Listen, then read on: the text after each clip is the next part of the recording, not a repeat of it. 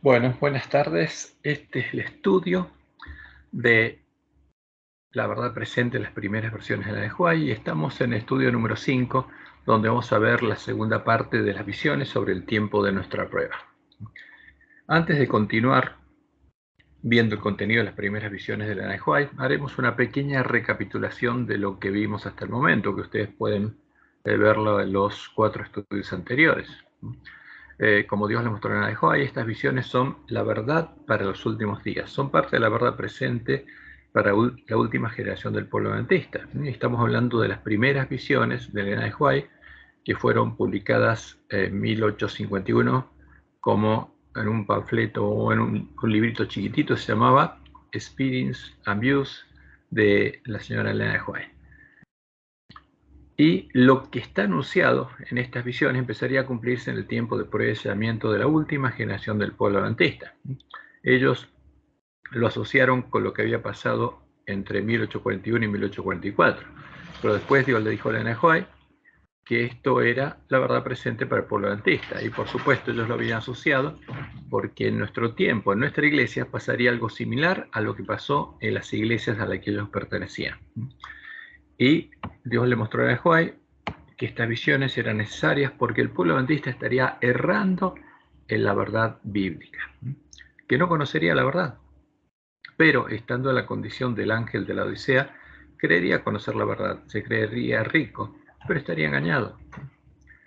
Y el pueblo adventista estaría pereciendo por falta de alimento espiritual, por falta de la verdad presente. Como después le mostró a ellos, estaría sin profecía.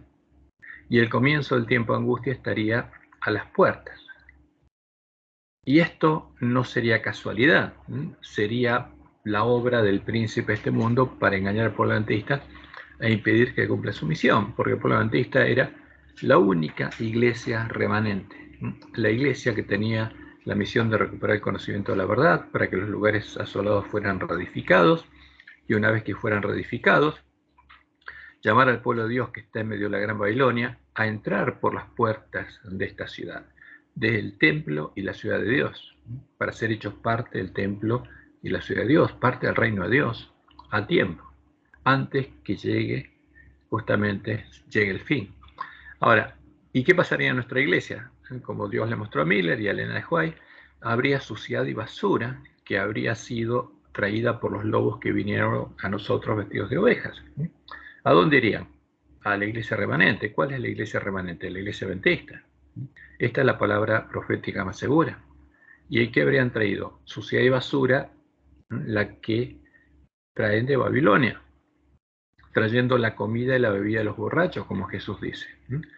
Y también habría joyas y monedas falsas, las introducidas en nuestra iglesia por los mismos pioneros adventistas. Y muchas de ellas están, como podemos verlo, en los escritos de Elena de White, porque ahí, mezclados con las visiones, están lo que los pioneros creían. Y todo esto estaría en nuestra habitación, en nuestra mente. Y esas serían las falsas doctrinas y las falsas profecías en las que estaría creyendo el pueblo adventista. Y por eso estaría en la condición laodicense.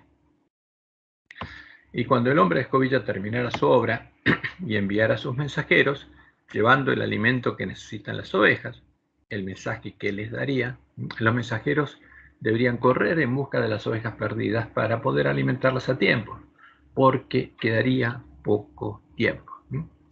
Y nosotros estamos en este tiempo, al final del tiempo de la iglesia remanente, en la última generación de la iglesia remanente, y queda poco tiempo para el comienzo del tiempo de angustia. Entonces se escucharía el clamor de medianoche, como Dios le mostró a Elena de White en la primera visión, y una parte del pueblo adventista empezaría a recorrer el camino a la ciudad de Dios. Entraría por la puerta estrecha y estaría recorriendo el camino angosto, buscando llegar al final del camino para poder recibir el sello de Dios y entrar por las puertas de la ciudad, para poder entrar con el esposo a las bodas. Y esto tendría que hacerlo antes que empiece el tiempo de angustia. ¿Y qué pasaría en medio de la iglesia adventista como consecuencia de la obra del príncipe de este mundo y de sus siervos? En medio de la iglesia adventista habría espíritus seductores, doctrinas de demonios y manifestaciones espiritistas. Esa es la causa por la cual, en el campo del padre de familia, cuando empezara a ser sembrada y a germinar la verdadera semilla del trigo, el verdadero Jesús, también empezaría a germinar y a crecer la semilla de la cizaña, la falsa semilla de trigo que habría sido sembrada en nuestros corazones. Y este es el tiempo más difícil, porque en este tiempo Dios derramaría su espíritu y Satanás también. Y algunos ministros que habrían negado la verdad presente y creído a la mentira, se habrían convertido en habitación de demonios, en parte de la sinagoga de Satanás y en agentes de Satanás, y estarían usando el poder de los espíritus de demonios como si fuera el poder del Espíritu Santo. Y Elena vio que cuando predicaban en nuestras iglesias, desde el púlpito de nuestras iglesias, estos agentes de Satanás, como lo llama ella, estarían usando el poder seductor de los espíritus de demonios para afectar el cuerpo de los adventistas a los que no pudieran engañar y seducir sus sentidos para que crean a la mentira. Y uno dice, bueno, esto es terrible. ¿Estaría pasando en nuestra iglesia? Sí, estaría pasando en nuestra iglesia. El poder de los espíritus de demonios estaría actuando en nuestra iglesia. Y como Dios le reveló posteriormente a Elena de White, Satanás y sus siervos harían milagros en medio de la iglesia adventista para engañar y confirmar en el error a los engañados, como leemos en el Conflicto de los Siglos, página 578. Entre las trampas más temibles del gran seductor figuran las enseñanzas engañosas y los fementidos milagros del espiritismo. Disfrazado como ángel de luz, el enemigo tiende sus redes donde menos se espera. Si tan solo los hombres quisieran estudiar el libro de Dios, orando fervientemente por comprenderlo, no serían dejados en las tinieblas para recibir doctrinas falsas. Y fíjense cuál es la importancia de las doctrinas falsas. Son las que le abren la puerta a Satanás. Pero como rechazan la verdad, resultan presa fácil para la seducción. Para poder entrar al reino de Dios tenemos que conocer la verdad, la verdadera doctrina. Y para ser hechos parte de la sinagoga de Satanás, tenemos que creer a las falsas doctrinas. Y sigue siendo Elena, pronto ocurrirán escenas maravillosas con las cuales Satanás estará estrechamente relacionada. La palabra de Dios declara que Satanás obrará milagros, hará enfermar a la gente y después quitará repentinamente de ellas su poder satánico. Eso hará que se consideren sanados a los enfermos. Estas obras de curación aparente pondrán a prueba a los adventistas. Entonces, el que hace milagros, ¿tiene el poder de Dios o el poder de Satanás? Y ahí está la prueba. Porque si creemos que es el poder de Dios y es el poder de Satanás, lo vamos a seguir. Y vamos a querer tener el mismo poder y vamos a ser hechos parte de la sinagoga de Satanás. La próxima cita, dice Elena, algunos adventistas del séptimo día serán tentados a recibir estas cosas portentosas como si procedieran de Dios. Entonces, ¿para qué hará estas señales Satanás? Para que creamos que Dios la está haciendo, para que creamos que el que predica el error tiene la verdad. Los enfermos sanarán ante nosotros, ocurrirán milagros ante nuestros ojos. Y Dios se lo va a permitir hacer, y Satanás tiene poder para hacerlo. Y en el evento de los últimos días está la próxima cita, si aquellos por medio de quienes se realizan curaciones están dispuestos, en vista de estas manifestaciones, a excusar su descuido de la ley de Dios y prosiguen desobedeciendo. ¿Qué quiere decir esto? Tienen poder, pero no están guardando la ley de Dios, desobedecen a la ley de Dios y tienen poder. ¿Quién le da este poder? No es Dios. Aunque tengan poder en todo sentido, tal cosa no significa que posean el gran poder de Dios. Ahora, ¿y cómo nos damos cuenta si están guardando o violando la ley de Dios? A la ley y al testimonio, tenemos que conocer la palabra de Dios. Por el contrario, es el poder obrador de milagros del gran engañador. Y en Evangelismo 4:31 al 4:32 tenemos esta otra cita.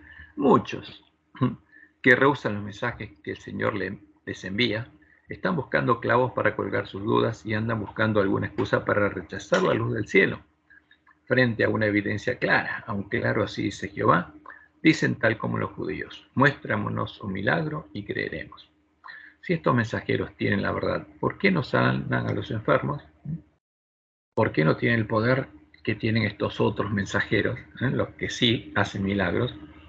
Y dice Elena, si sus ojos pudieran ser abiertos, se verían rodeados por ángeles malignos, jubilosos y triunfantes debido a su poder para engañarlos. Está pues por llegar el día cuando Satanás contestará el pedido de estas personas que dudan y hará numerosos milagros para confirmar la fe de todos los que buscan esta clase de evidencia. Cuán terrible será la situación de los que cierran los ojos a la luz de la verdad y piden milagros para afirmarse en el engaño. O sea, no creen en la palabra de Dios, creen en milagros, pero la fe viene por el oír solamente y el oír la palabra de Dios. Es la certeza de lo que se espera, la convicción de lo que no se ve. Los milagros se ven, pero el que tiene fe es el que cree en Dios y en sus promesas y se aferra a ellas.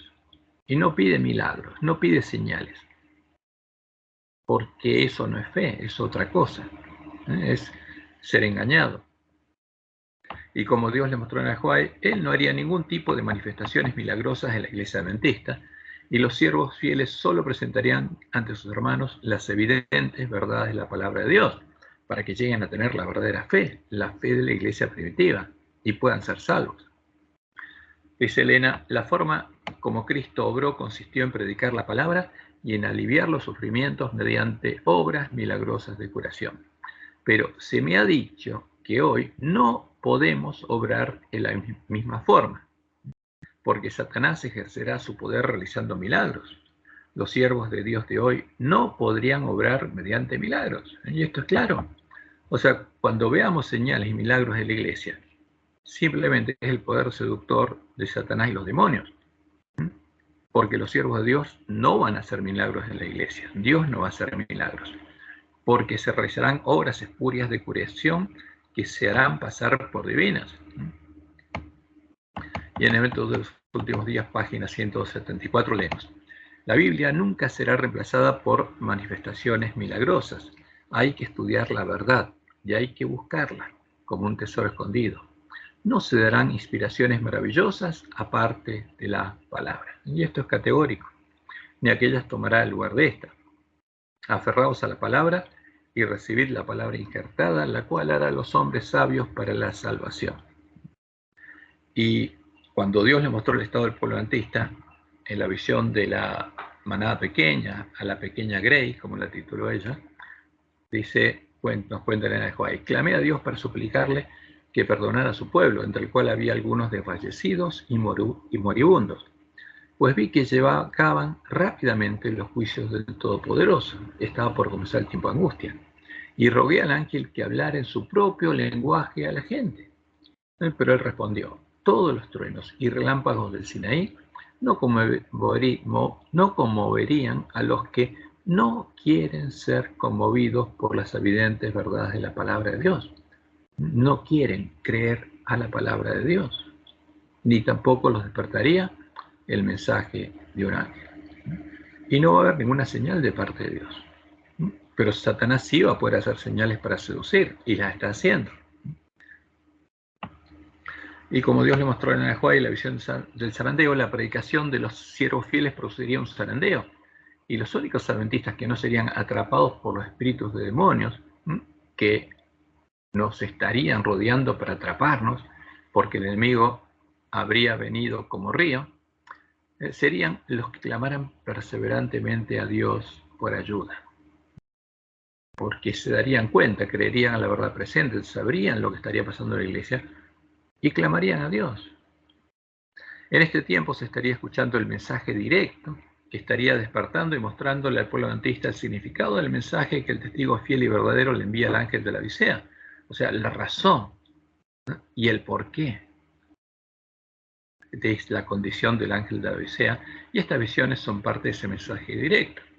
Esta predicación produciría una separación entre los que lo aceptan, lo obedecen, claman perseverantemente a Dios y quedan purificados, y los que se levantan en contra del mensaje de Jesús y son atrapados por los espíritus de demonios.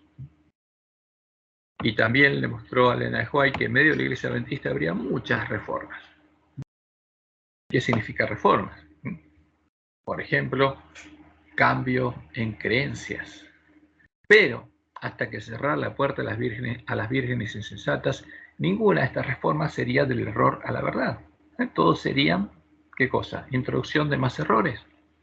Y eso es lo que pasaría en nuestra iglesia. Y esa es la palabra profética más segura. Cada vez más nuestras creencias dejarían la comida y la bebida de los borrachos, el vino de Babilonia. Y tal como Jesús lo anunció, muchos ministros y hermanos adventistas creerían en la mentira, serían seducidos, entrarían por la puerta ancha, recibirían el mismo poder milagroso y recorrerían el camino espacioso hasta convertirse en plantas de cizaña con fruto, en hacedores de maldad, en hijos del Padre de maldad. Y en vez de tener el nombre de Dios escrito en la frente, tendrían el nombre del príncipe de este mundo. ¿El carácter de quién? De Satanás. Llegarían a ser la simiente de la serpiente. Por eso Jesús dice, muchos me dirán en aquel día, Señor, Señor, ¿no profetizamos en tu nombre y en tu nombre echamos fuera demonios y en tu nombre hicimos muchos milagros? ¿No nos diste poder? Y entonces le declararé, dice Jesús, nunca os conocí. Les dije que buscaran la puerta estrecha y no entraran por la puerta ancha. Apartados de mí, hacedores de maldad. ¿Qué hicieron? Obras de maldad, porque con ese poder engañaron y buscaron engañar a sus hermanos. Y eran siervos del Padre de maldad, hacedores de maldad. Y lo hacían todo en el nombre de Jesús. Por eso hay que tener mucho cuidado con esto. Y esa es la razón por la cual tenemos que arreglar nuestras lámparas, buscar y encontrar, justamente, porque esa es la clave, la puerta estrecha, y creer como doctrina solamente a un categórico así dice Jehová, como dice Elena de White. No tenemos que creer a otra cosa. Y cuando termine el tiempo de nuestra prueba, los sellados recibirán la lluvia tardía de sus semblantes, que antes reflejaban el tremendo conflicto que habían sobrellevado, ¿no? Como dice Elena de White, porque el conflicto está comenzando en nuestra iglesia. Satanás quiere impedir que la iglesia adventista haya una cosecha de trigo para Jesús. Y va a haber un conflicto cada vez más duro. Como Jesús dijo, cuando siembra la semilla del reino, el enemigo arranca la semilla en la tierra que está al lado del camino, en los hombres que se dejan guiar por hombres. Y cuando cae en la tierra con pedregales, el que es el que entiende la palabra y con gozo la recibe y empieza a predicarla, a sembrarla, pero es perseguido. Y al venir la persecución se vuelve atrás, por eso el conflicto. Y la que cae entre espinos es ahogada ¿por quién? Por los afanes de este siglo y el engaño de las riquezas. Y solo crece la que cae en buena tierra. Y cuando cae en buena tierra, en una tierra que tiene hambre y sed de justicia, aunque venga la persecución, aunque vengan los problemas, aunque pase todo lo que Dios dijo que va a pasar, esos siervos fieles no se van a volver atrás. Van a seguir dándole el alimento a tiempo a sus hermanos y van a recibir el sello de Dios. Porque, como dice Pablo en 2 Corintios 5:17, Dios estaba en Cristo. El que está en Cristo, nueva criatura es. Y como Dios estaba en Cristo, Dios va a estar en él, porque lo envía a predicar el evangelio de la reconciliación. Y al final del camino, ¿qué va a pasar? Dijo el ángel, escuchad. Y dice Elena, pronto oí una voz que resonaba dulce y armoniosa como concertada sinfonía. Era incomparablemente más melodioso que cualquier música que yo hubiese oído hasta entonces, y parecía henchida de misericordia, compasión y gozo santo y enaltecedor. Conmovió todo mi ser. El ángel dijo, mirad. Mi atención se fijó entonces en la hueste que antes había visto y que estaba fuertemente sacudida. Vi a los que antes gemían y oraban con aflicción de espíritu. Doble número de ángeles custodios los rodeaban y una armadura los cubría de pies a cabeza. Marchaban en perfecto orden como una compañía de soldados. En sus semblantes expresaban el tremendo conflicto que habían sobrellevado y la congojosa batalla que acababan de reñir, pero los rostros antes arrugados por la angustia resplandecían ahora, iluminados por la gloriosa luz del cielo. Habían logrado la victoria y esto despertaba en ellos profunda gratitud y un gozo santo y sagrado. ¿Por qué? Porque los señores polantistas van a saber que lograron la victoria. Cuando llegue el tiempo de angustia y reciban la lluvia tardía y salgan a predicar el fuerte pregón, va a ser evidente que lograron la victoria. Ahora, si estas revelaciones son parte de la verdad presente, si son parte de la verdad presente para el pueblo antista, si es la luz de la palabra profética más segura que alumbra el lugar oscuro, entonces fueron dejadas por Dios por amor a nosotros. Estas palabras fueron dejadas para nosotros, para que ninguno de nosotros sea engañado y todos podamos ser salvos. Porque Dios siempre avisa lo que va a pasar en medio de su pueblo. Y la siguiente visión, justamente, que es a la que ella tituló Golpes Misteriosos, es el anuncio de la obra que Satanás haría por medio del espiritismo en la iglesia adventista. Y es el anuncio, justamente, es una explicación mayor a la otra visión donde Dios le había mostrado que los pastores adventistas usarían el mesmerismo, el espiritismo, dentro de nuestra iglesia y para ganar adherentes. Y dice así: el 24 de agosto de 1850 vi que los golpes misteriosos, o sea, el poder del espiritismo, eran efectos del poder de Satanás. Algunos procedían directamente de él y otros indirectamente, por medio de sus agentes, pero todos dimanaban de Satanás. Eran su obra y la realizaba de distintos modos. Sin embargo, en las iglesias y en el mundo había muchos tan sumidos en densas tinieblas que se imaginaban y sostenían que esos golpes misteriosos eran obra del poder de Dios. ¿Qué decían? Es el Espíritu de Dios, el Espíritu Santo. Dijo el ángel: ¿no consultará el pueblo a su Dios? ¿Consultará a los muertos por los vivos? ¿Han de ir los vivos a aprender de los muertos? Los muertos nada saben. Y como dice Isaías 8:20, a la ley y al testimonio.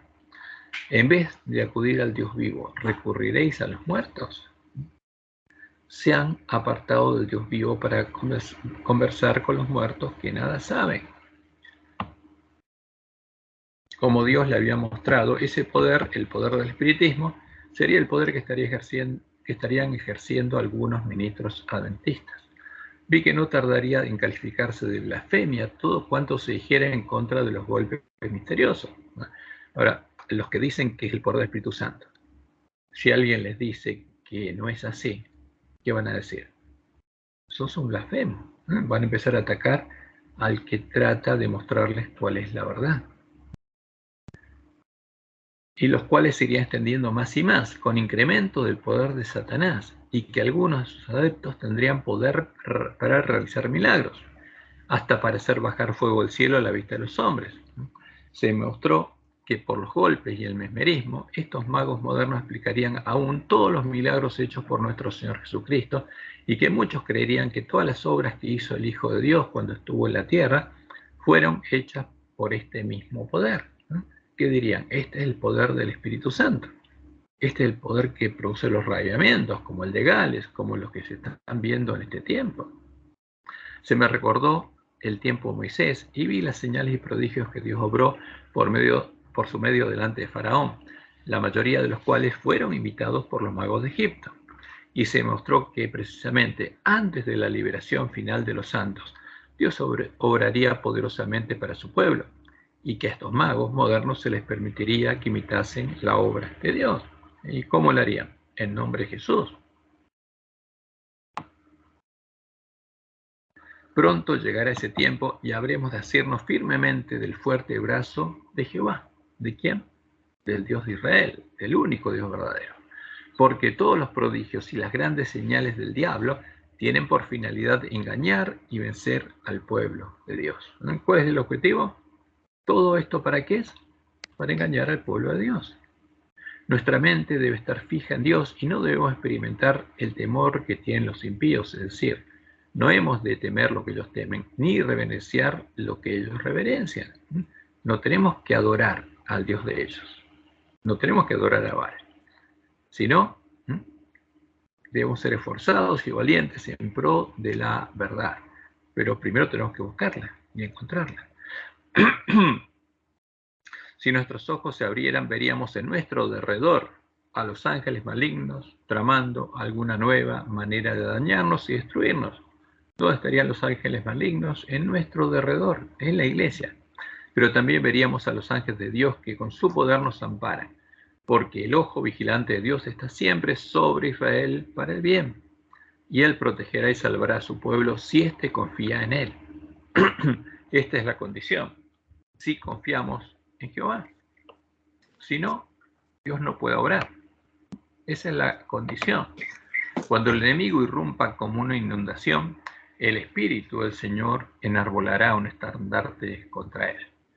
Ahora, Elena de White está haciendo referencia al anuncio de la venida del enemigo como río, como si fuera el Espíritu de Dios, el Espíritu Santo, y a la promesa de Dios de hacerle frente y de bendecir a los que se volvieren de la iniquidad en la que estaría sumergido su pueblo. Y esta promesa se encuentra en Isaías 59, 19 al 21. ¿Y qué dice aquí? Y temerán desde el occidente el nombre de Jehová. ¿Por qué? Porque van a llegar a conocer al Dios verdadero. Esa es la misión de su pueblo, esa es la misión de Elías.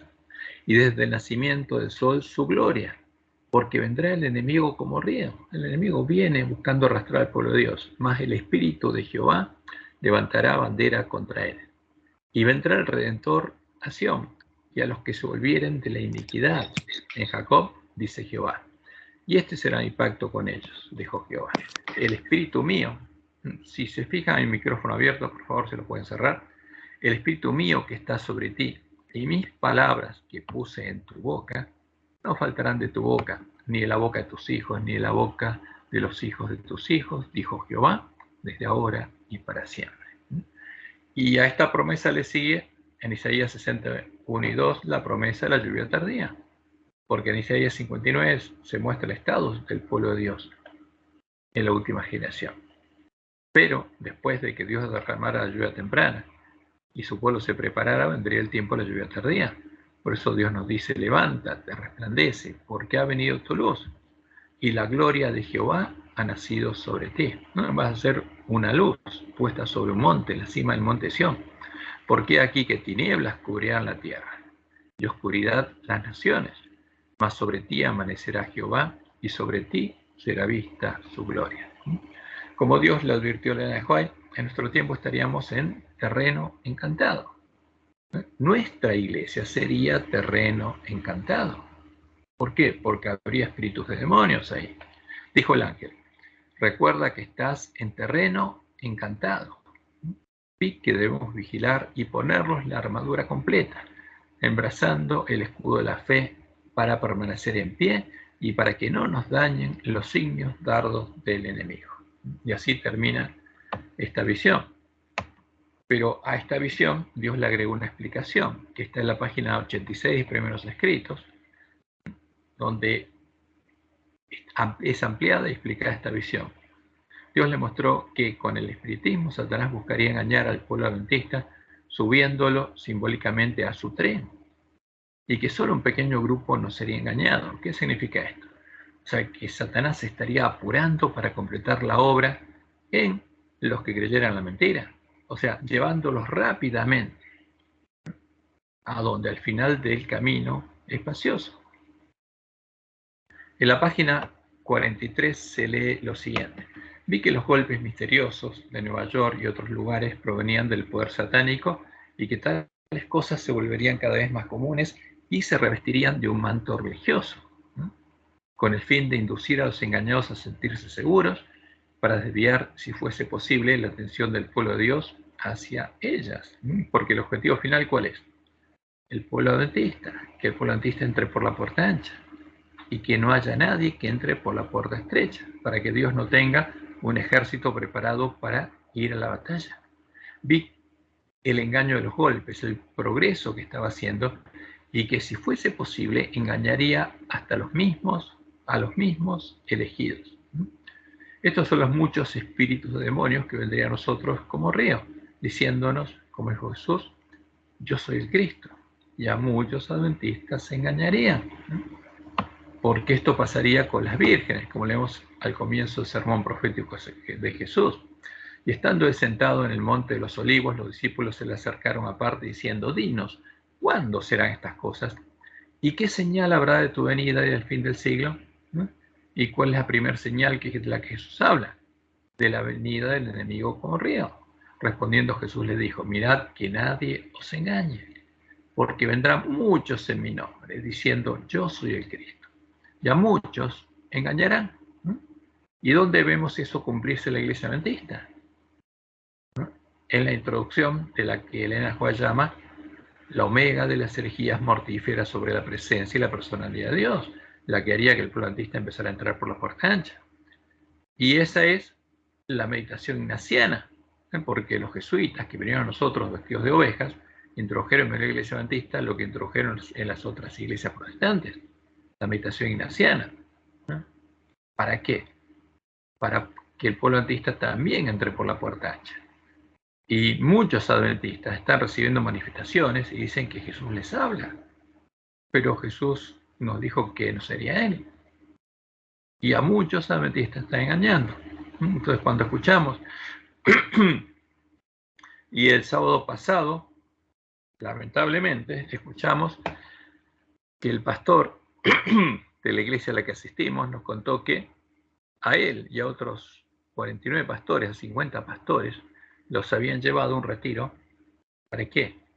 Para que el que empezó este movimiento que llaman a solas con Jesús o a solas con Cristo, los introdujeran en este tipo de meditación y en este tipo de oración ignaciana. Y si eso oficialmente se hace que los pastores lo practiquen, lo van a llevar rápidamente a todos los hermanos y muchos serán engañados. Por eso la ansiedad de tocar trompeta en Sión. Por eso Dios le envía a su pueblo al profeta Elías. Ahora, ¿cuál debe ser nuestra salvaguardia? Estudiar y conocer cabalmente las Escrituras y la verdad presente. Vi que los santos, dice Elena, deben obtener una comprensión cabal de la verdad presente, que deberán sostener por las Escrituras. Necesitan comprender lo referente a la condición de los muertos, porque aún les aparecerán espíritus de demonios que se darán por sus seres queridos y parientes, y les enseñarán que el día de reposo ha sido cambiado y otras doctrinas ajenas a la Biblia. Harán cuanto esté en su poder para despertar simpatía y realizarán milagros delante de ellos para confirmar lo que declaren. El pueblo de Dios debe estar preparado para resistir a estos espíritus con la verdad bíblica de que los muertos nada saben y que los que se les aparecen son espíritus de demonios. O sea, no va a ser Jesús. Dios fue claro, no va a ser ninguna señal aparte de guiarnos a conocer la verdad bíblica. Nuestro ánimo no debe ser embargado por las cosas que nos rodean, sino ocuparse con la verdad presente y la preparación que necesitamos para dar razón de nuestra esperanza con mansedumbre y temor. Debemos buscar sabiduría de lo alto para poder subsistir en este día de errores y engaños. Y ese día de errores y engaños es antes que llegue el tiempo de angustia, antes que los sellados sean inconmovibles, es ahora. Debemos examinar cuidadosamente el fundamento de nuestra esperanza, porque tendremos que dar razón de ella basados en las Escrituras. Este engaño se difundirá y tendremos que contender con él cara a cara, ¿no? O sea, el espiritismo se presentaría a nosotros y lo tendríamos frente a nosotros, cara a cara. Nos encontraríamos con personas que son guiadas por espíritus demonios.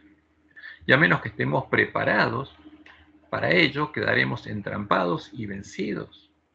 Pero si hacemos todo lo que podemos de nuestra parte a fin de estar listos para el conflicto que nos espera, Dios hará su parte y su brazo todopoderoso nos protegerá. Mandaría a todos los ángeles de la gloria para socorrer a las almas fieles y poner un cerco en derredor de ellas antes que permitir que sean engañadas y extraviadas por los prodigios mentirosos de Satanás. ¿Pero qué nos va a dar? La verdad presente, las Escrituras. Esa es nuestra única salvaguardia. Vi con qué rapidez este engaño se estaba difundiendo. Dios le mostró que estaría pasando en nuestro tiempo. Me fue mostrado un tren de coches de ferrocarril que iba con la rapidez de un rayo, porque iba apurado el maquinista. El ángel Me invitó a mirar cuidadosamente. Fijé los ojos en el tren. Parecía que el mundo entero iba a bordo de él y que no quedaba nadie sin subir. Todos estaban en el tren, dijo el ángel. Se los está atando en gavillas listas para ser quemadas. Luego me mostró al conductor, que parecía una persona de porte noble y hermoso aspecto, a quien todos los pasajeros admiraban y reverenciaban, a quien todos los pasajeros seguían. ¿Por qué lo admiraban y reverenciaban? Porque no sabían quién era, creían que Satanás, la puerta ancha y el camino espacioso que lleva a la perdición, era Jesús, ¿no? Porque lo estaba guiando Satanás y lo llamaban Jesús y lo admiraban y reverenciaban. Yo estaba perpleja y pregunté a mi ángel acompañante quién era. Dijo, es Satanás, es el conductor que asume la forma de un ángel de luz y estaría guiando a todo el mundo, a todos los que habrían entrado por la puerta ancha, y se estaría apresurando para llegar al final del camino. Ha tomado cautivo al mundo. Y vamos a ver que se trata del mundo adventista. Se han entregado a poderosos engaños para creer una mentira y ser condenados. Este agente, el que le sigue en orden, es el maquinista. Y otros de sus agentes están empleados en diferentes cargos según los necesite. Y todos se dirigen hacia la perdición con la rapidez del rayo. Y esto es terrible. Todos estos son los que habían entrado por la puerta ancha y estaban recorriendo el camino espacioso que lleva a la perdición, el conocer las profundidades de Satanás. Y entre ellos estaban los adventistas que habían creído a la mentira. Pregunté al ángel si no quedaba nadie. Me invitó a mirar en la dirección opuesta y vi una compañía pequeña que viajaba por una senda angosta. ¿No? ¿Estaban todos en el tren? No, porque al mismo tiempo que estaba creciendo la cizaña, estaba creciendo el trigo. ¿No? Todos los que estaban caminando por la senda angosta, pero era una compañía pequeña. Todos parecían estar firmemente unidos, vinculados por la verdad, porque creían a la verdad. Esto lo que pasaría después del clamor de medianoche. E iban a agrupaciones o compañías, eran grupos chiquitos. Dijo el ángel, el tercer ángel está atándolos o sellándolos en gavillas para el granero celestial. Esa pequeña compañía parecía agobiada, como si hubiese pasado por severas pruebas y conflictos. Parecía como que el sol acabara de salir detrás de una nube y resplandecía sobre sus rostros, dándoles aspecto triunfante, como si sus victorias estuviesen casi ganadas. Y esto lo estaría pasando. Este sería el trigo, la otra cizaña. ¿Y quién la estaría haciendo crecer? Satanás. ¿Dónde? ¿En Babilonia? No, porque Dios protege al pueblo que está en Babilonia hasta que llegue el tiempo del fuerte pregón y puedan oír la verdad. Esto estaría pasando y está pasando en nuestro tiempo en la iglesia adventista del séptimo día. Fíjense, esto nos muestra claramente que la visión se ubica en el tiempo de nuestra prueba y que los que habían subido al tren eran todo el mundo adventista, menos la pequeña compañía que estaba viajando en dirección contraria por el camino angosto. Nos muestra que Satanás estaría dirigiendo a todos los adventistas que habrían entrado por la puerta ancha. Y, como Dios le mostró en sus otras visiones, algunos de sus agentes serían ministros adventistas. ¿Qué habría pasado? En la iglesia adventista se habría desarrollado la omega de las apostasías. Habrían sido introducidas el alfa y la omega de las herejías mortíferas sobre la presencia y la personalidad de Dios, y nuestros dirigentes estarían llamando a Jesús a Satanás. Y eso está pasando. Y todos los adventistas, la mayoría de los adventistas, están llamando a Jesús a Satanás. Están llamando a Jesús al que adora la bestia, al Jesús al que adora el falso profeta. Y termina diciendo Elena, vi que el Señor había dado al mundo oportunidad de descubrir el lazo. Y la oportunidad de descubrir el lazo nos fue dada a nosotros. ¿Por qué? Porque Dios nos mostró lo que estaría pasando. Y debemos estar preparados para no ser engañados y para advertir a nuestros hermanos del gran peligro que nos acecha. Y la siguiente visión que vamos a ver es la visión sobre el fin del tiempo de gracia para el pueblo adventista.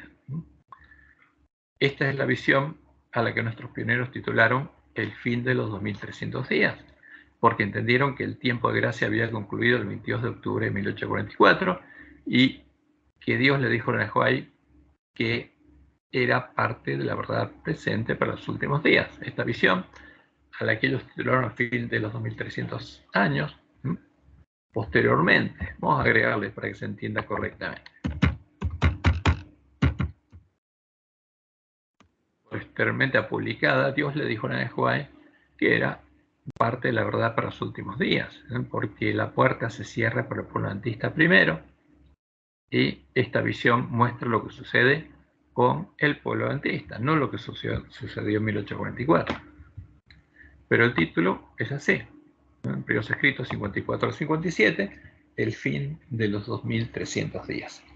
Dice Elena, vi un trono y sobre él se sentaban el Padre y el Hijo. Había un trono y Jesús estaba sentado a la diestra de Dios. Y esto es lo que ocurre durante el continuo, cuando Jesús está intercediendo ante el Padre. Me fijé en el rostro de Jesús y admiré su hermosa persona.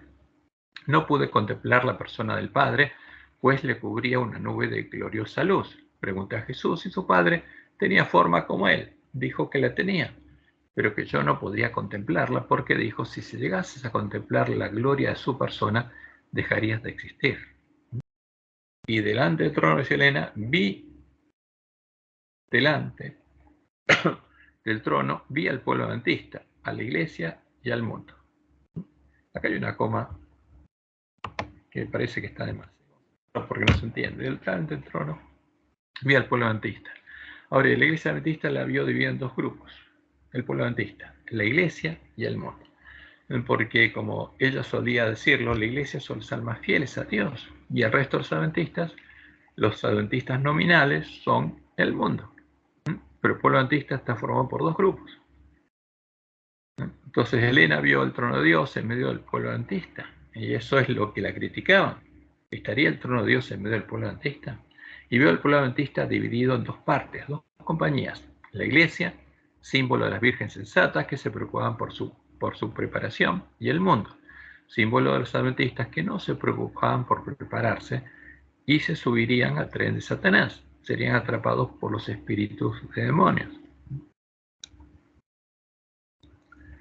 Y sigue diciendo Elena, vi dos compañías, la una postrada ante el trono, profundamente interesada, mientras que la otra no manifestaba interés y permanecía de pie, indiferente. Los que estaban postrados delante del trono elevaban sus oraciones a Dios y miraban a Jesús. Entonces, estas visiones son simbólicas, pero ¿qué le quería demostrar Dios a Elena? Que había un grupo que estaba postrado ante él, ¿no? Y que le oraban a él, y a su lado estaba Jesús. Y miraba a Jesús, ¿por qué? Porque estaban recorriendo el camino angosto, puestos los ojos en Jesús, el autor y consumador de la fe. Ahora, pero cuando ellos oraban a Dios, Jesús intercedía, miraba entonces a su Padre y parecía interceder para con él. Sentado en el trono de Dios, a la diestra de Dios, como nuestro sacerdote, Jesús estaba oficiando el continuo a favor de los que oraban. ¿Qué indica esto? Que la puerta estaba abierta. Una luz se transmitía del Padre al Hijo y de este a la compañía que oraba, porque este grupo que oraba son los que estaban buscando conocer la verdad. Hasta que llega lo siguiente. Entonces vi que una luz excesivamente brillante procedía del Padre hacia el Hijo, y desde el Hijo ondeaba sobre el pueblo que estaba delante del trono. Esta es la luz del clamor de medianoche, que produce el radiamiento de la piedra primitiva e ilumina el camino que el pueblo adventista debe recorrer para llegar a la ciudad de Dios y recibir el sello de Dios. Y es el antitipo de la fiesta de las trompetas, del día 1 del mes 7 del calendario levítico, como Dios le mostró a Elena White y a Guillermo Miller, cuando ven el espectáculo de todas las joyas ordenadas correctamente, entienden cuál es la verdad presente para el pueblo adventista y el mensaje de Dios. Simbólicamente en su sueño Miller dio un grito, ese grito lo despertó, y eso ocurrió a medianoche. Y el clamor de medianoche es el antitipo, el cumplimiento de la fiesta de las trompetas, que ocurría el día 1 del mes 7 del calendario levítico, anunciando al pueblo de Dios Y estaba por llegar el día de la expiación, ¿no? Y esta fiesta de las trompetas es justamente la predicación de Elías, es el clamor de medianoche que le anuncia al pueblo antista, que va a ser juzgado, que es la generación que va a ser juzgada, ¿no? Porque los sellados del pueblo antista son los que van a ser confesados por Jesús en las bodas. ¿Y qué vio Helena? Pero pocos recibían esta gran luz, ¿no? Muchos salían debajo de ella y la resistían inmediatamente. O sea que van a ser muchos adventistas, van a resistir la luz del clamor de medianoche. Otros eran descuidados y no apreciaban la luz y ésta se alejaba de ellos. Algunos la apreciaban y se acercaban para postrarse con la pequeña compañía que oraba. Esta recibía la luz y se regocijaba en ella y sus rostros brillaban con su gloria. Estas son las vírgenes sensatas que claman a Dios para que los guíe. La próxima escena muestra cuando los vencedores de la pequeña compañía ya han sido sellados. Y en el antitipo de la puesta del sol del día 9 del mes 7, finaliza el continuo. Porque fíjense que el día primero suenan las trompetas anunciando que el día 10 es el día de la expiación. Y en la puesta del sol del día 9 termina el continuo y llega el día de la expiación. O sea, como dice la profecía, es quitado el continuo. Finaliza el continuo a favor del pueblo antista en el lugar santo y es quitado el continuo a las vírgenes insensatas, a los impíos del pueblo antista, y el Padre se levanta y cierra la puerta, ¿no? Y esto es lo que vio Helena. Vio al Padre levantarse del trono. Se levanta del lugar santo y en un carro de llamas entró en el lugar santísimo, al interior del velo, y se sentó. Como lo anunció Jesús, esto ocurre cuando se cierra la puerta a las vírgenes insensatas y llega el tiempo de las bodas, llega el día de la expiación para las vírgenes sensatas. Entonces, como Dios nos presenta esto, vamos a relacionarlo con las fiestas solemnes de Jehová. Y nosotros sabemos que son 7 fiestas. Y que las primeras fiestas ocurrieron en el tiempo de Jesús, en el año 31. ¿Por qué? El día 14 del mes primero, el día de la Pascua, murió el Cordero de Dios. Y ahí todo lo que era simbólico empezó a transformarse, fue reemplazado por la realidad. El Cordero de Dios fue reemplazado ¿por quién? Por el Mesías, por Jesús, que murió cargando nuestros pecados, y Dios cargó en él el pecado de todos nosotros. Y él resucitó al primer día de la semana, de esa semana de los panes y levadura, y fue y se presentó él mismo como primicia junto a las primicias que resucitaron con él. Entonces, el primer día de la semana se cumplió la fiesta de las primicias también. Y después él volvió, estuvo con los discípulos por 40 días, sembró la semilla del reino, les abrió entendimiento para que comprendieran las escrituras, hizo la misma obra que tiene que hacer el hombre de la escobilla. Y ellos, una vez que la semilla del reino fue sembrada en sus corazones, estaban preparados para recibir la lluvia temprana y tuvieron que prepararse para recibirla. Y oraron por la lluvia y la recibieron. Y en Pentecostés del año 31 comenzó justamente el tiempo de la lluvia temprana. Jesús derramó sobre ellos la lluvia temprana. Él los llevó ante su Padre, como se hacía en la fiesta del Pentecostés, como panes con levadura, para que su Padre empezara a transformarlo en los panes sin levadura de su propuesta, los panes de la proposición, los 12 panes sin levadura, que son un símbolo de los hijos de Dios, la simiente de la mujer, que reflejan plenamente la imagen de Jesús. Ahora, esa lluvia temprana siguió siendo derramada durante el tiempo en que se sembraba la semilla del reino, se predicaba la verdad, hasta que a fin del siglo XIII el lugar santuario de Dios y la verdad fueron echados por tierra. Y a partir de ese momento se perdió el conocimiento de la verdad. Entonces lo primero que pasó es que el pueblo de Dios, que había estado dividido, porque en Éfeso había una iglesia, en Esmirna había una sola iglesia, en Pérgamo es el tiempo cuando Constantino levanta las tropas que profanarían el santuario y la fortaleza y pondrían la abominación asoladora, es el tiempo de la obra de Balaam, y cuando termina ese periodo hay 2 iglesias, está Jezabel, disfrazada de iglesia, ¿no? Y Constantino le da al hombre pecado el trono sumo pontífice romano, y el hombre pecado ahora es cabeza de Jezabel, y empieza a perseguir al pueblo de Dios.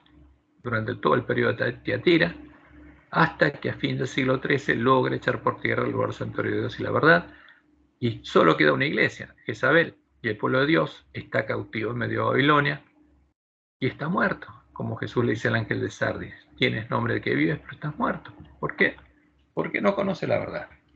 Y finalmente, en 1517, el pueblo de Dios sale de Babilonia con sus lámparas, buscando la verdad, la iglesia de Reforma, ¿no? Y de ahí sale el pueblo adventista.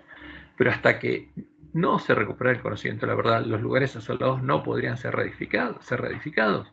Y esa es la misión que Dios le da al pueblo adventista en tiempo de restauración, hasta aquellas 144.000 columnas del templo de Dios. ¿Y cuándo ocurriría eso? En el tiempo de la última generación, cuando el pueblo adventista recuperara el conocimiento de la verdad y se escuchara el clamor de medianoche. Entonces, el antitipo, en el antitipo del día primero del mes 7, está la fiesta de las trompetas, cuyo cumplimiento es el clamor de medianoche. Y ahí el pueblo de Dios empieza a ser despertado y empieza a ser sembrada nuevamente la semilla del reino.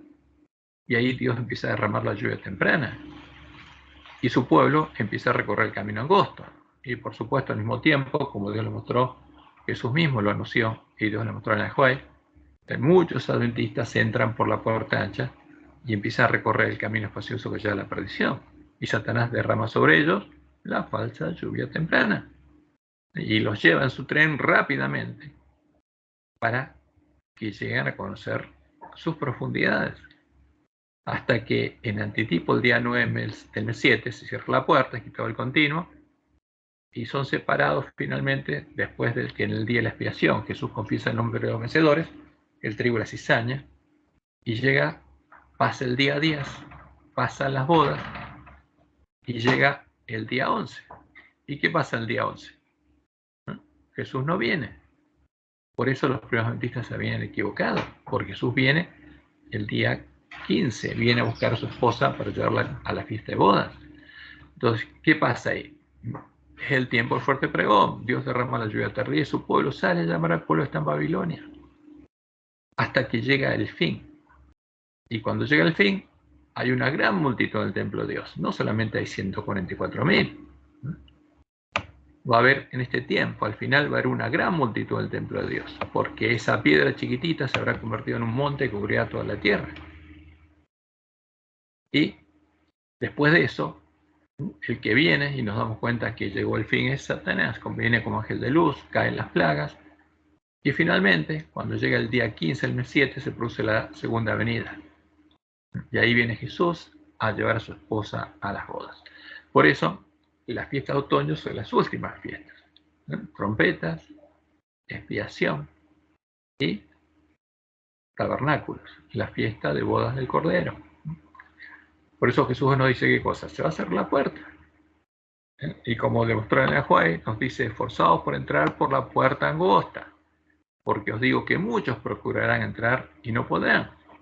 ¿Cuándo? Después que el padre de familia se haya levantado y cerró la puerta. ¿Y qué le mostró Dios en el Juárez? En el momento en que él se levanta y cierra la puerta. ¿Y dónde va? Al lugar santísimo, porque Jesús tiene que confesar el nombre de los vencedores. Después que el padre de familia se haya levantado y cerrado la puerta, y estando fuera empecéis a llamar a la puerta diciendo: Señor, Señor, ábrenos, él respondiendo os dirá: no sé dónde sois, no los conozco. Entonces comenzaréis a decir: delante de ti hemos comido y bebido, somos del campo del padre de familia, somos de la iglesia remanente, somos adventistas. Y en nuestras plazas enseñaste, en nuestras iglesias, somos adventistas del séptimo día. Pero os dirá: os digo, no sé de dónde sois. Apartaos de mí todos vosotros, hacedores de maldad. ¿Quiénes son los hacedores de maldad? Los que están en el tren, los que entraron por la puerta ancha y son llevados con la velocidad del rayo a la perdición. Y las bodas se realizan ¿dónde? En el lugar santísimo, donde Jesús confiesa el nombre de los 144.000 vencedores delante de su Padre y sus santos ángeles. Como dice Apocalipsis 3:5, el que venciere será vestido de vestiduras blancas, y no borraré su nombre del libro de la vida, y confesaré su nombre delante de mi Padre y delante de sus ángeles. Pues por eso Dios le muestra a Elena Juárez lo siguiente: entonces Jesús se levantó del trono, y la mayoría de los que estaban prosternados, se levantó con él. O sea, la mayoría de los que estaban postrados delante del trono. ¿Qué pasó? Lo siguieron, pero no todos, porque no todos estaban preparados. A Jesús lo siguen los 144.000 sellados, pero no toda la pequeña compañía que oraba, dado que algunos se quedan junto a los otros adventistas, los adventistas nominales. Dice la White, no vi un solo rayo de luz pasar de Jesús a la multitud indiferente después que él se levantó, y esa multitud fue dejada en perfectas tinieblas, en medio de la oscuridad de la noche. ¿Quiénes son? Las vírgenes insensatas. Esto es lo que va a ocurrir con los adventistas insensatos cuando se cierre la puerta. Y al recibir Elena de White estas visiones, los pioneros pensaron que había ocurrido en 1844. Y si la visión, los que se levantaron cuando se levantó Jesús, tenían los ojos fijos en él mientras se alejaba del trono y los conducía a un trecho. O sea, se aleja del pueblo adventista y los siguen quienes, los sellados. Alzó entonces su brazo derecho y oímos su hermosa voz decir, aguardad aquí, voy a mi Padre para recibir el reino, mantened vuestras vestiduras inmaculadas, y dentro de poco volveré de las bodas y os recibiré a mí mismo. Porque va al juicio investigador, va a las bodas. Jesús va a confesar el nombre de los 144.000 vencedores, las primicias de la esposa del Cordero, en las bodas, en el juicio investigador. ¿Por qué? Porque después tiene que ir con ellos a la batalla, pero ellos tienen que ser su esposa, para que el espíritu y la esposa digan Pem. Después de eso, un carro de nubes, cuyas ruedas eran como llamas de fuego, era el símbolo del trono de Dios, llegó rodeado de ángeles a donde estaba Jesús. Él entró en el carro y fue llevado al lugar santísimo, donde el Padre estaba sentado. Allí contempla a Jesús, el gran sumo sacerdote. Entonces ahí Jesús ya no está como sacerdote, sino como sumo sacerdote, de pie delante del Padre. Cuando oficiaba el continuo, como dice la profecía de Zacarías, como dicen los apóstoles, estaba sentado a la diestra de Dios. Pero en el día de la expiación está parado frente al trono del Padre. Allí contempla a Jesús, el gran sumo sacerdote, de pie delante del Padre. En la orla de su vestidura había una campana y una granada, luego otra campana y otra granada. Los que se levantaron con Jesús se elevaban su fe hacia él en el lugar santísimo y rogaban, Padre mío, danos tu espíritu. Piden la lluvia tardía. ¿Por qué? Porque ve las señales del comienzo del tiempo angustia. Entonces Jesús soplaba sobre ellos el Espíritu Santo. Y esta es la lluvia tardía. En ese aliento había luz, poder y mucho amor, gozo y paz. ¿Y qué pasa con los adventistas nominales? Porque lo que Dios les mostró a Juárez es el derramamiento de la lluvia tardía sobre los 144.000 sellados. ¿Qué pasa entonces con los adventistas que no recibieron el sello de Dios al ver las señales del comienzo del tiempo angustia? Claman también por el derramamiento de la lluvia tardía. ¿Y quién contesta? Satanás contesta sus oraciones. Y esto es terrible. Ahora, pero ya estaban llamando Jesús a Satanás. Por eso no recibieron el sello de Dios. Ya escucharon el mensaje de Elías y siguieron adorando a Baal. Y entonces Baal, que no es otra cosa que el disfraz de Satanás, contesta sus oraciones. Me di vuelta para mirar la compañía que seguía postrada delante del trono y no sabía que Jesús la había dejado. Satanás parecía estar al lado del trono, procurando llevar adelante la obra de Dios. ¿Qué pasaba ahora? ¿Quién lleva adelante la obra de Dios? Satanás. ¿Por qué? Porque tomó el pleno control de la iglesia adventista, porque pasa lo mismo que pasó en las iglesias caídas en 1844. Vi a la compañía alzar las miradas hacia el trono y orar, Padre, danos tu espíritu. ¿A quién lo oraban? A Satanás. Y Satanás soplaba entonces sobre ella una influencia impía. En ella había luz y mucho poder, para que los adventistas también hagan la obra del falso profeta. Pero nada de dulce amor, gozo ni paz, porque eso no está en Satanás. Satanás no tiene amor. Este hecho nos muestra que al comenzar el tiempo angustia, y esto es importante, lo tengamos en cuenta, la obra de la iglesia adventista, la organización de la iglesia adventista seguirá funcionando como funciona ahora, aunque Dios se haya alejado de ella. Los adventistas que no hayan recibido el sello de Dios seguirán asistiendo a nuestras actuales iglesias, sin saber que Dios y Jesús se habrán alejado de ellas. Y Satanás habrá tomado pleno control de las instituciones adventistas, como tomó el pleno control de las iglesias caídas.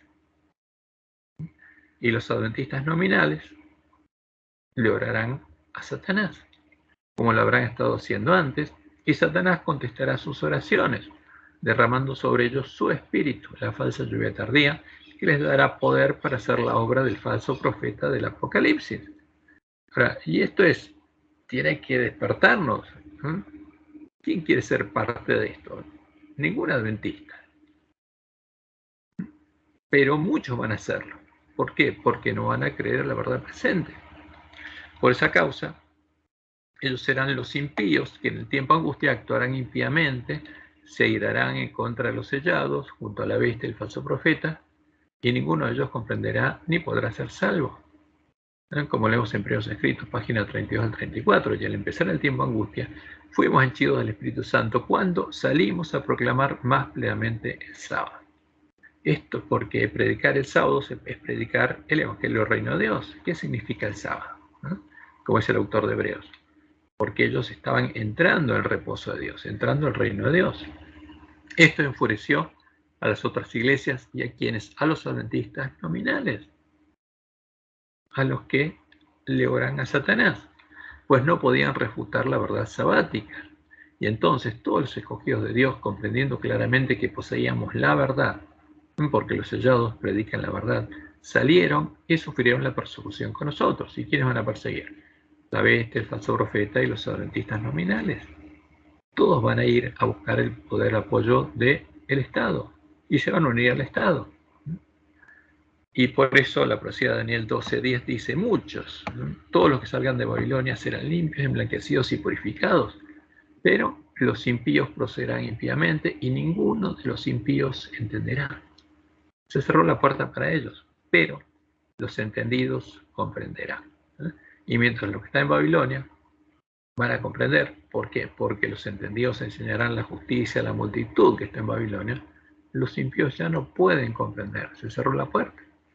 Por eso, como dice Elena White, leamos y estudiemos el capítulo 12 de Daniel.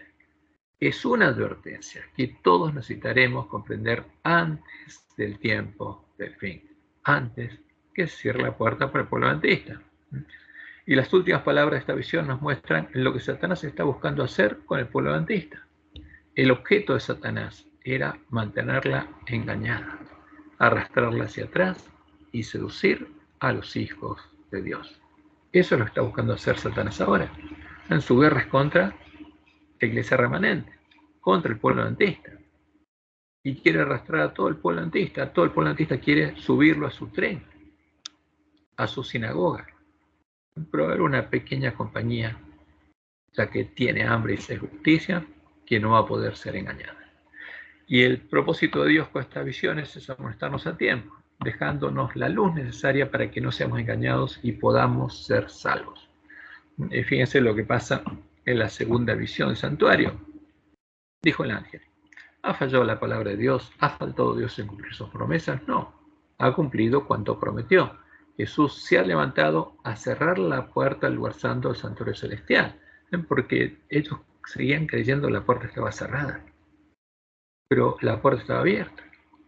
Entonces, a partir de 1844, cuando finalizaba el tiempo de prueba adventista y no había un tiempo, porque el tiempo no sería más, la puerta se cerraría. Y ha abierto una puerta en el lugar santísimo y ha entrado a purificar el santuario, pues estaba haciendo las dos obras. Todos los que esperan pacientemente comprenderán el misterio. Después la promesa de Dios.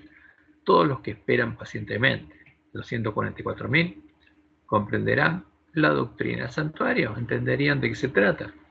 Porque el templo de Dios es lo que fue echado por tierra y lo tiene que ser reedificado. Y nadie puede ser hecho parte del templo de Dios si no sabe cuáles son los lugares asolados que tienen que ser reedificados.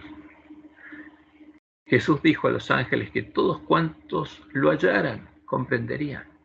¿Por qué? Jesús dice: busquen la puerta abierta, busquen la puerta estrecha. Porque cuando el hombre pecado adoró a Satanás, llamándolo Cristo, adoró al Dios de la fortaleza, al Dios de la bestia romana, y lo abrazó de cristiano. Persiguió al pueblo de Dios que conocía a su Dios, hasta echar por tierra el lugar de santuario de Dios y la verdad, para que nadie adorara al verdadero Jesús. Y todos los que quedaron cautivos en Babilonia adoraban al dragón, adoraban a la imagen a la que adoraba la bestia, a la abominación desoladora, al Dios de la fortaleza, al Dios de Roma, disfrazado cristiano. Pero ¿cuándo sería encontrado? En el tiempo del fin, y la generación que lo encontrara sería la última. Jesús dijo a los ángeles que todos cuantos lo hallaran, o sea, el que buscara encontrar la puerta estrecha, la puerta abierta a Jesús, al verdadero Jesús, comprenderían la obra que iba a efectuar. Por supuesto, comprenderían el santuario, comprenderían la obra que le haría, comprenderían el Evangelio del Reino de Dios, recuperarían el conocimiento de la verdad. Vi que mientras Jesús estuviera en el santuario, se desposaría con la Nueva Jerusalén, porque el juicio investigador son las bodas del Cordero. En ese juicio solamente pasa el nombre de los vencedores, porque Jesús confiesa el nombre de su esposa. No es como los primeros adventistas creían, que en ese juicio se define si somos salvos o no. No, se define antes, si aceptamos la salvación o no, porque Jesús confiesa el nombre de los vencedores, de los que ya son parte de su esposa.